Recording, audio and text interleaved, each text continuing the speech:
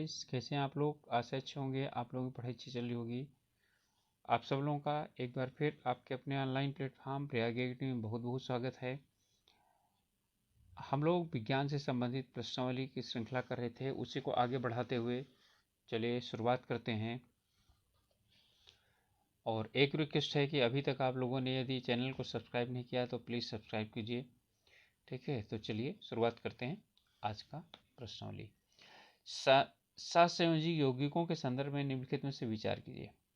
सहसंयोजी यौगिकों में दुर्बल आंतर आणविक आकर्षण बल होता है और NH3 और CH4 आदि सहसंयोजी यौगिक हैं। इनमें से कौन सा सही है? अब इसमें कह रहा है दो दिया हुआ है। जो सहसंयोजी है, ठीक है, इनमें जो है ना यौगिक बोल रहा है कि दुर्बल आंतरिक आकर्षण बल होता है, यानी जल्दी टूट जाते हैं। और ये NH3 और CH4 ये सहसंयोजिक यौगिक हैं। ठीक है, तो इनमें सही कौन सा है? तो पहला भी बिल्कुल सही है, दूसरा भी बिल्कुल सही है। ठीक है, तो संयोजी होते हैं, तो सहसंयोजी वो दुर्बल आंतरिक आकर्षण बल होते हैं। ठीक है, तो हमारा हो जाएगा C 1 और 2 दोनों क्या है? सही है। आयनिक यौगिकों से संबंधित निम्नलिखित कथनों पर विचार कीजिए। आयनिक, ठीक है, जो यौगिक हैं उन पर। आयनिक यौगिक एल्कोहल में अविलेय होते हैं और ठोस अवस्था में आयनिक यौगिक विद्युत के उत्तम चालक होते हैं। ठीक है, तो इसमें आयनिक यौगिक यानी एल्कोहल में विलय नहीं होते तो पानी में विलय होते हैं। ठोस अवस्था में आयनिक यौगिक विद्युत के उत्तम चालक होते हैं। ये क्या है? गलत है। तो इसमें जो है हमारा उत्तर हो जाएगा ना तो 1 और ना ही 2, तो दोनों क्या हो जाएंगे? गलत हैं। ठीक है, अगला प्रश्न है, शिमला में रहने वाले व्यक्ति ने निरीक्षण किया कि प्रेशर कुकर का उपयोग किए बिना खाना पकाने में अधिक समय लगता है। ऊंचाई पर इस निरीक्षण का कारण क्या है? दाब में वृद्धि, तापमान में कमी, दाब में कमी और तापमान में वृद्धि। तो इसका उत्तर हो जाएगा तापमान में कमी। यानी पर्वतीय क्षेत्र में तापमान क्या हो जाता है, यानी कि दाब में क्या हो जाती है? कमी हो जाती है। यानी कि जब पर्वतीय क्षेत्र में जाते हैं तो पर्वतीय क्षेत्र में वायु दाब में क्या हो जाती है? कमी हो जाती है। तो वायु दाब में कमी होने के कारण जो क्वथनांक है वो क्या हो जाता है? नीचे आ जाता है। ठीक है, इसलिए पानी जल्दी उबलने लगता है और खाना देर से पकता है। लेकिन प्रेशर कुकर में कोई फर्क नहीं पड़ता है, क्योंकि उसमें जो दाब होता है वो बढ़ जाता है, जिसके कारण दाब बढ़ने के कारण क्या होता है, और वो आंतरिक दाब होता है, क्वथनांक बढ़ जाता है। और क्वथनांक बढ़ जाता है तो इसका क्वथनांक हो जाता है 120 डिग्री।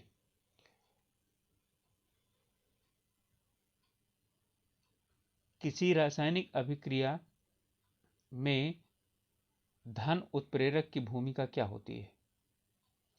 यह अभिक्रिया की दर को, धन उत्प्रेरक का मतलब क्या हुआ? उत्प्रेरक अभिक्रिया की दर को बढ़ाता है, अभिक्रिया दर को घटाता है, उत्पाद की लब्धि को बढ़ाता है, यह उत्पाद को बेहतर शुद्धता प्रदान करता है।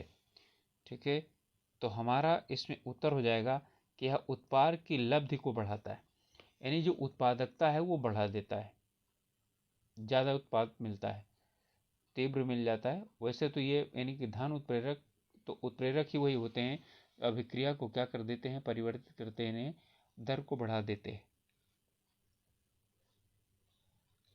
अगला प्रश्न है, ताप घटाने पर कैल्शियम ऑक्साइड की जल में विलेयता बढ़ जाती है, अतः घुलने की प्रक्रिया क्या है?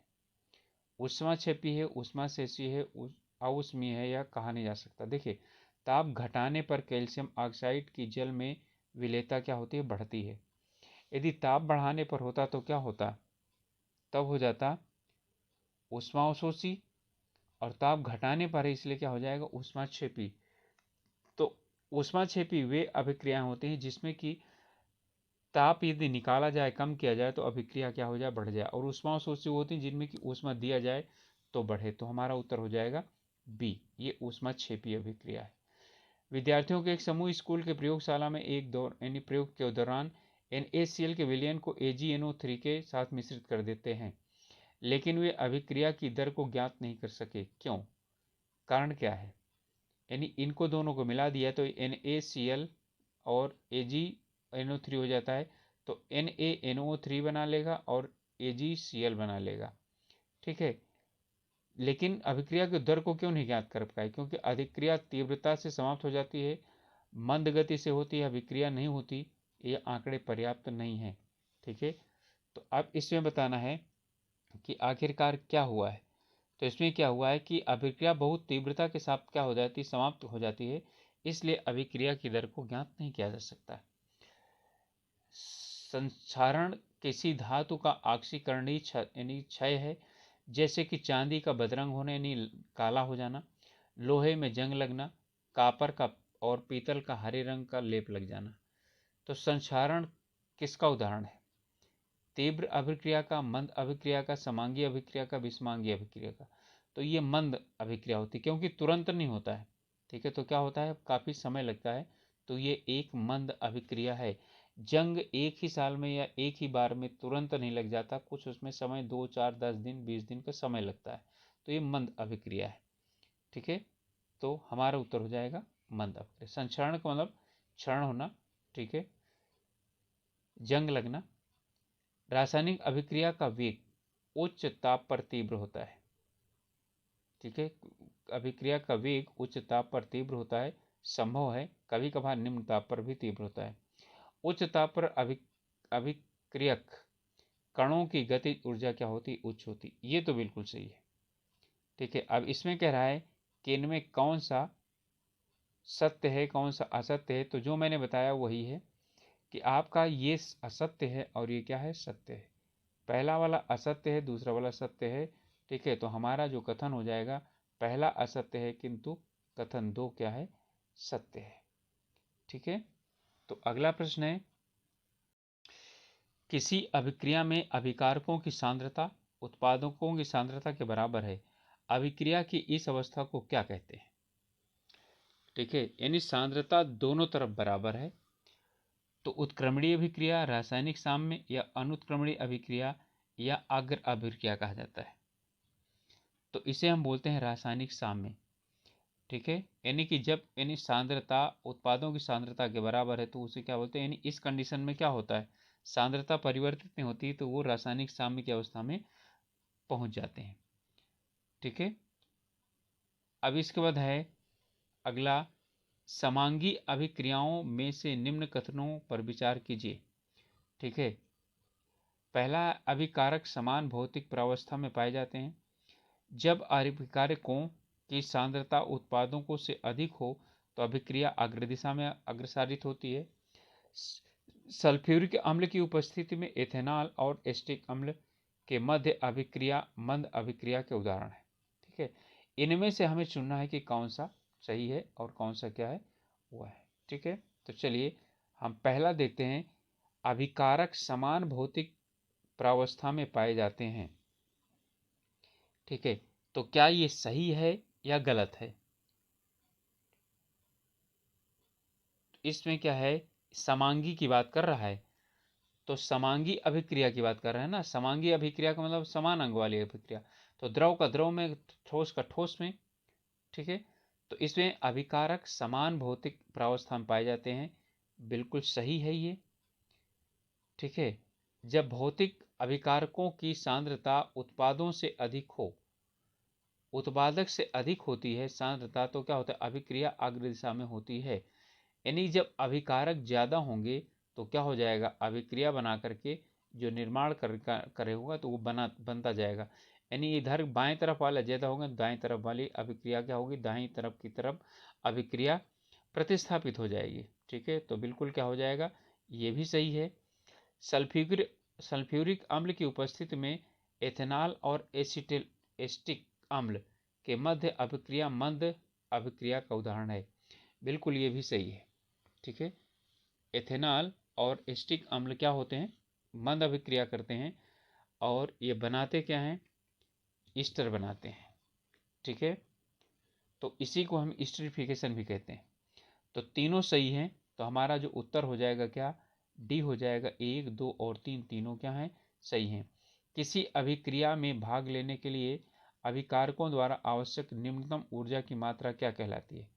तापीय अभिक्रिया, सक्रिय ऊर्जा, तापकीय ऊर्जा या ऊर्जस्वी अभिक्रिया। कह रहा है कि किसी अभिक्रिया में भाग लेने के लिए अभिकारकों द्वारा आवश्यक निम्नतम ऊर्जा की मात्रा क्या कहलाती है?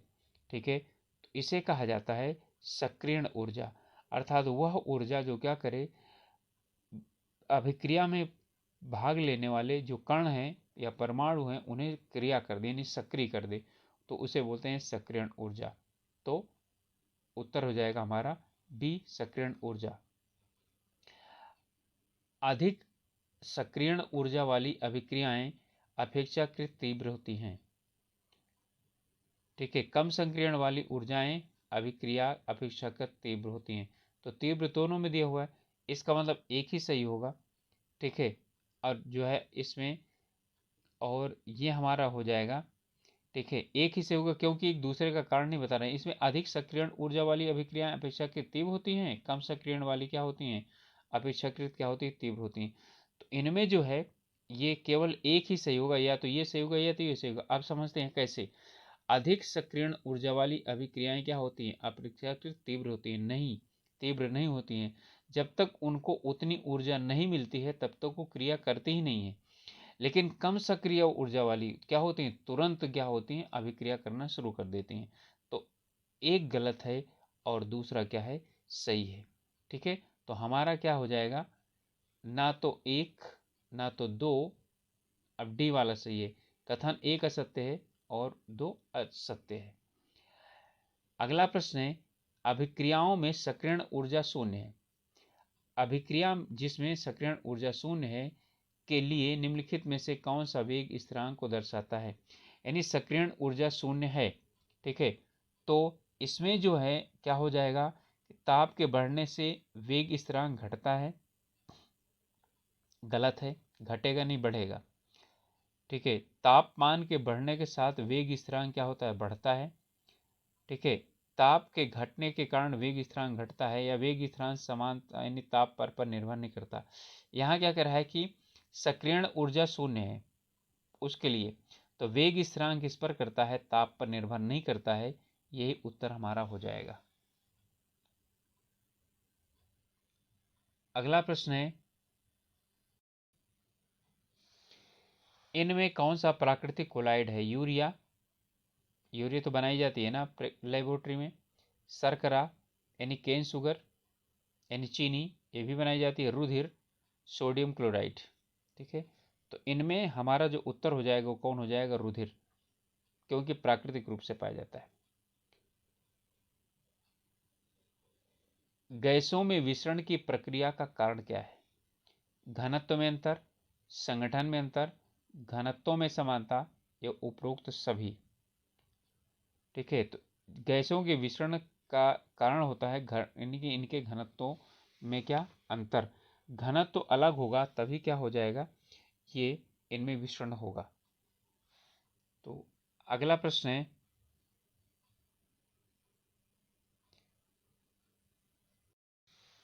इनमें वक्र और नाम दिए गए हैं। निश्चित मोलर आयतन पर दाब तथा ताप के मध्य वक्र को क्या कहा जाता है?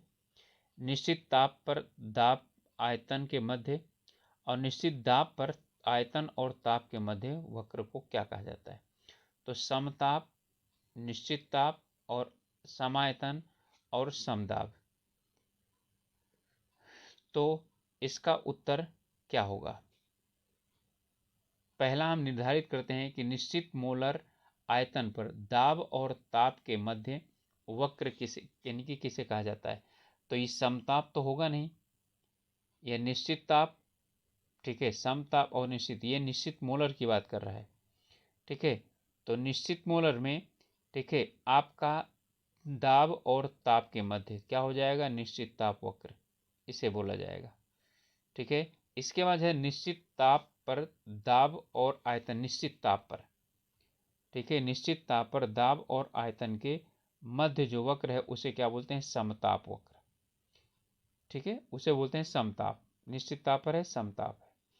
इसके बाद है निश्चित दाब पर आयतन तथा ताप के मध्य के वक्र यानी कि वक्र को क्या कहा जाता है, इसे कहा जाता है समदाब वक्र। तो इसका मतलब हमारा हो गया कि 2, 1 और 4। ठीक है, तो क्योंकि समान आयतन यहाँ नहीं है तो समान आयतन की बात ही नहीं की, तो 2, 1 और 4 हमारा क्या हो जाएगा, उत्तर हो जाएगा ए, 2, 1 और 4। अगला प्रश्न है कि निम्नलिखित परिवर्तनों में से कौन सा बंद पात्र में रखने के वाष्प दाब को घटाते हैं, यानी कि इनमें से कौन सा ऐसा परिवर्तन है जिसे करने से बंद पात्र में रखा जल के वाष्प दाब को क्या होता है, घटाते हैं। जल की मात्रा घटाने पर, जल में लवण मिलाने पर, पात्र के आयतन को घटाकर आधा करने पर, जल के ताप को घटाने पर। तो इसमें जो हमारा उत्तर है वो ये होगा, क्या जल की मात्रा को घटाया जाता यानी कि घटाया जा सकता है, नहीं घटाया जा सकता है। ठीक है, उसे घटाने पर जो है ना वाष्प दाब नहीं घटेगा, क्योंकि वाष्प दाब वाष्प पर निर्भर करता है। और फिर है जल में लवण मिलाने पर, जल में लवण मिला देंगे तो उसका क्वथनांक क्या हो जाएगा, बढ़ जाएगा, वाष्प दाब कम हो जाएगा।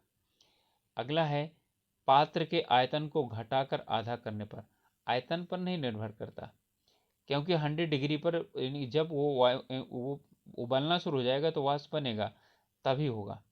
फिर इस बात है जल के ताप को घटाकर, बिल्कुल जल के ताप को घटा देंगे तो क्या हो जाएगा, वाष्प दाब घट जाएगा, क्योंकि वाष्प दाब घटाने की बात कर रहा है।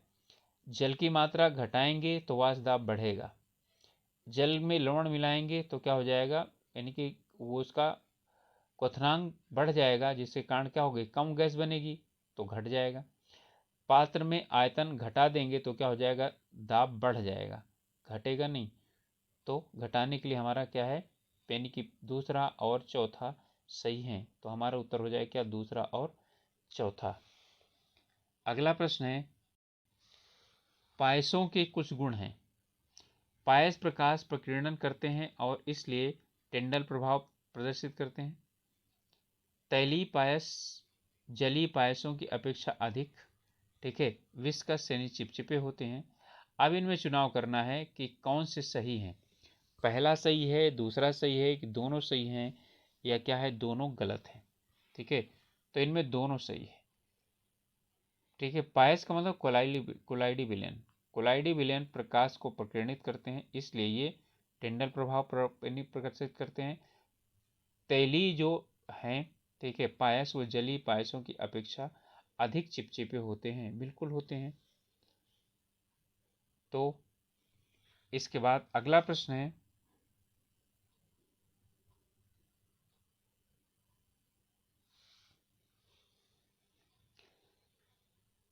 तो हमारा हो जाएगा 1 और 2 आंसर सी। सही कथनों का चुनाव कीजिए। इसमें सही कथन है, सही कथनों का एक ही सही कथन होगा, इसका चुनाव करना है। पायसी कर्मक पायस को अस्थाई बनाते हैं,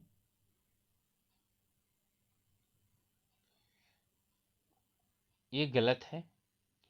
साबुन अपमार्जक और द्रव स्नेही कोलाइट पायसी कर्मक हैं। ठीक है, द्रव स्नेही की बात कर रहा है। ठीक है, अपमार्जक साबुन और अपमार्जक द्रव स्नेही कोलाइडी हैं। इसके बाद है साबुन की शोधन क्रिया पायस को बनाने के कारण होती है। ठीक है, यानी कि जो साबुन शोधन की जो क्रिया होती है वो पायस को बनने के कारण होती है, या उपरोक्त सभी सही है। तो क्या है, ये सभी के सभी क्या हैं, सही है। यानी कि यदि क्या चीज़ है, पायसी कर्मक पायस को स्थानीय बनाने का होते हैं, साबुन अपमार्जक क्या होता है, द्रव तथा द्रव स्नेही कोलाइडी हैं, बिल्कुल हैं। और साबुन की शोधन क्रिया पायस, साबुन की शोधन क्रिया का मतलब साबुन से सफाई करना, यानी कि धुलाई करना, कपड़े की धुलाई करना पायस के बनने के कारण है, बिल्कुल पायस बनने के कारण ही क्या होता है, धुलाई अच्छी तरह से हो जाती है। अब इनमें सूची 1 दिया है, सूची 2 दी गई है, इनको मिलाना है। साबुन का फेन झाग जल में गाद, ठीक है, अपेले दूधिया पत्थर और मेयोनीज। इनमें ये इसमें दिया हुआ है किस तरह के कोलाइडी विलयन हैं ये, ठीक है। तो किस तरह के कोलाइडी विलयन हैं, तो ले लेते हैं हम कि इसमें जो यानी कि कह रहा है साबुन का जो यानी कि फेन या जो झाग है, ठीक है, ये हमारा है फोम। जहाँ पर भी झाग आए वो क्या हो जाता है, फोम। अब जैसे शेविंग क्रीम है तो वो भी क्या है, फोम है। इसके बाद है जल में गाद यानी स्लिट जो आती है वो क्या है, एक तरह से साल है, ठीक है। ओपेल यानी दूध या पत्थर, यानी जो पत्थर होते हैं, जो प्रीसियस जो स्टोन होते हैं जो पहनते हैं अंगूठे में लगा करके, ठीक है, वो क्या होते हैं, जेल होते हैं, ठीक है। और मेयोनीज जो है वो क्या है, पायस है। तो हमारा जो उत्तर हो जाएगा 2, 3, 4 और 1। तो 2, 3, 4, 1 हमारा डी में है, तो डी हमारा क्या हो जाएगा, उत्तर हो जाएगा। अगला प्रश्न है, इन कथनों पर विचार कीजिए। गैसें द्रव और ठोस दोनों में विलय हैं। गैस जो है ना, द्रव और ठोस दोनों में क्या विलय है, ठीक है। अब यानी कि सही ढंग से हमको चुनना है कि इसमें कौन सा सही है। तो गैस जो है ना, द्रव में भी विलय है, ठोस में भी विलय है, ठीक है। विलय का मतलब ये हुआ कि जैसे फोम है, तो फोम में क्या है, गैस भरी यानी कि आ जाती है। गैसें जो विलायक में आयन बनाती हैं वे उस विलायक में विलय होती हैं, यानी कि जो विलायक आयन बनाते हैं उनमें क्या होती हैं, गैसें विलय हैं, बिल्कुल सही है।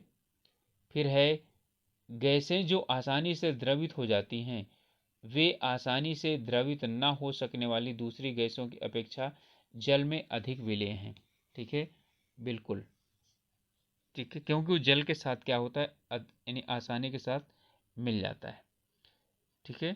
तो यहाँ पर क्या है, ये हमारा उत्तर हो जाएगा, तीनों सही हैं। तो क्या होगा हमारा उत्तर, अब जो भी तीनों हैं वो उत्तर हो जाएगा, 1, 2 और 3 क्या है, यही उत्तर हमारे सही है। चलिए अगला प्रश्न है, कथन और कारण है। जब प्रकाश कोलाइडी से गुजरता है तो इसका पथ प्रदीप्त हो जाता है। कारण क्या है, कोलाइडी कणों द्वारा प्रकाश का प्रकीर्णन होता है।